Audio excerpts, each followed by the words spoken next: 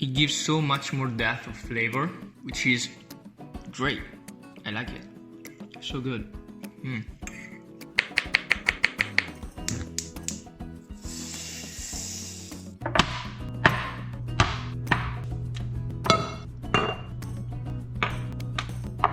Hello everyone. Today we are making risotto alla zucca, pumpkin risotto.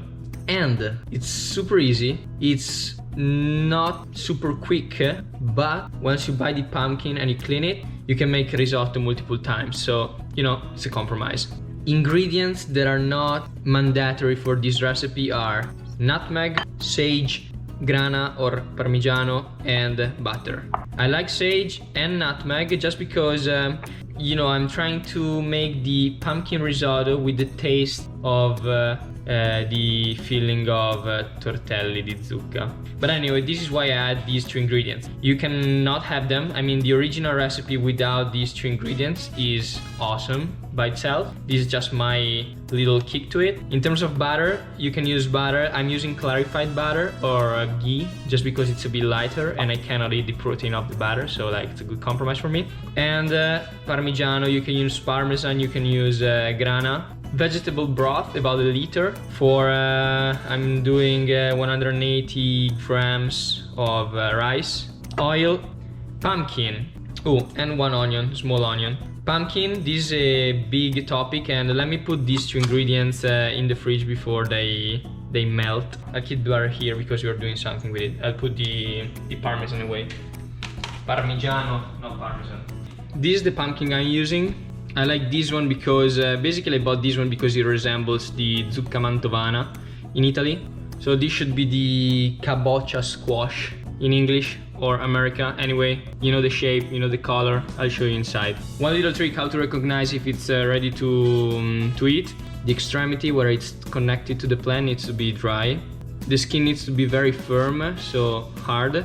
And if you knock on it,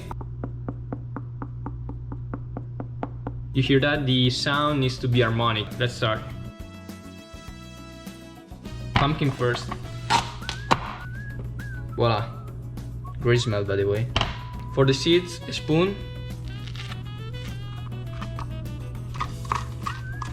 Okay. 1 and 2. Oh shit, I forgot the wine. I forgot the wine because I don't have it. One more ingredient is the wine that you should add. It's white wine, but I forgot it. But use it if you have it.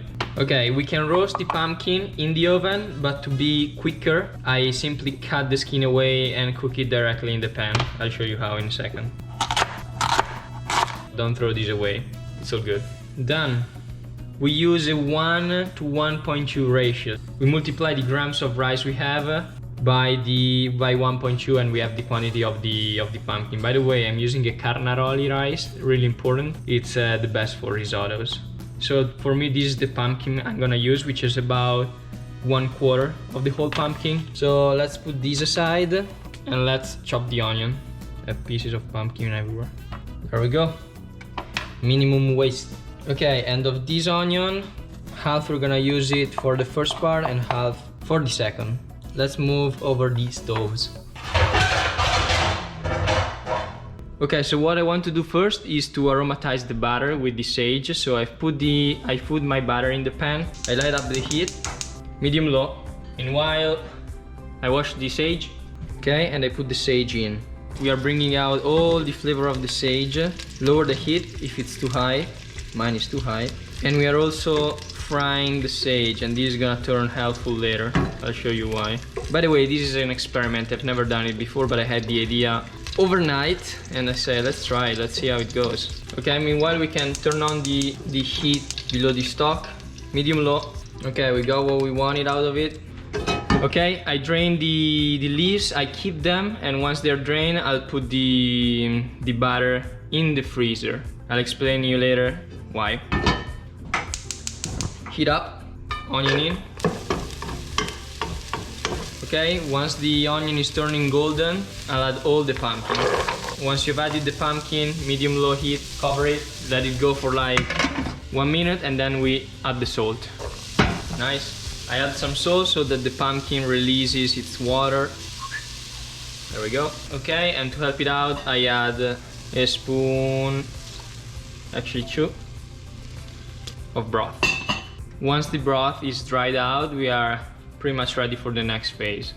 It's getting hotter in here. Meanwhile, pan, let's toast the rice. Very important step, guys. In the comments, I'll explain you why. Okay, here we are about ready. Broth is boiling. I lowered the heat to the minimum, but I keep the lid on. Actually, I add some salt and I keep the lid on. Careful with the salt. Okay, pumpkin is ready. I lower the heat.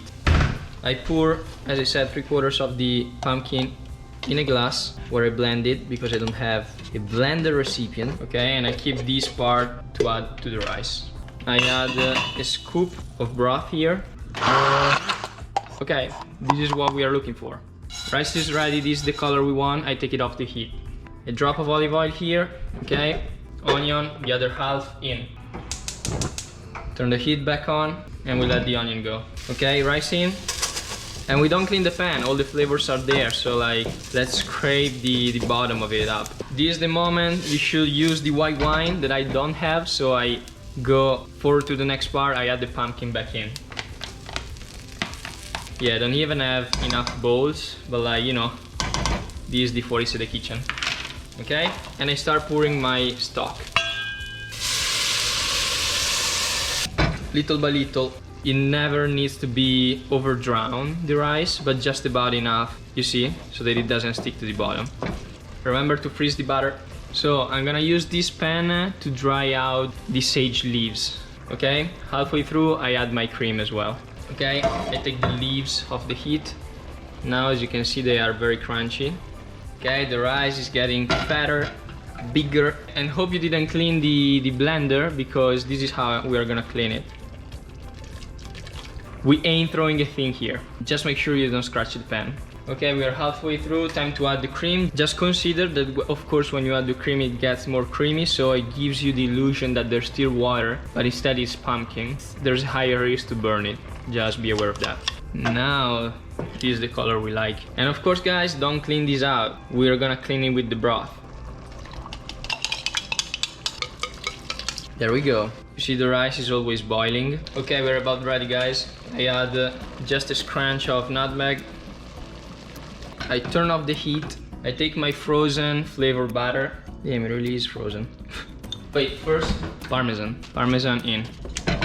Second, the butter. Okay. The butter being frozen, the thermic shock makes the mantecatura more effective, so the rice is gonna be creamier. And you see, it's not liquid, but it's very creamy. That's how we like it. And we're ready to serve. I don't have plates. Fuck. Now I do. You see, rice, firm, but not dry. Yum. And this is my pumpkin risotto. Enjoy, guys. Okay, people, time to eat. So this is my little experiment. I wanted to try to do like a line of sage dust, let's call it. So first of all, the sage. Hear the crunchiness. Fuck, this is not crunchy. Very good. Okay, let's go with the rice. So as you can see, very creamy, firm. Let's taste it. Guys, I love it. I love the idea of the sage, actually. Like, it gives so much more depth of flavor, which is great. I like it. So good. Okay. I mean, it's creamy. The pumpkin is good. The little piece of pumpkin make it, like, you know, interesting. And the undergoing taste of sage completes it all. I even like this one better than the classic risotto without spices. Let me taste this part. Oh wow, this is special. So guys, I definitely recommend using the fried sage. If you didn't fry it too much, maybe taste it first.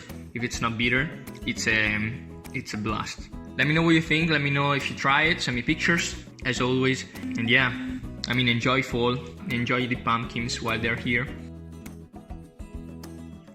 Guys, the fried sage, it's a game changer. I really mean it. Try it, please.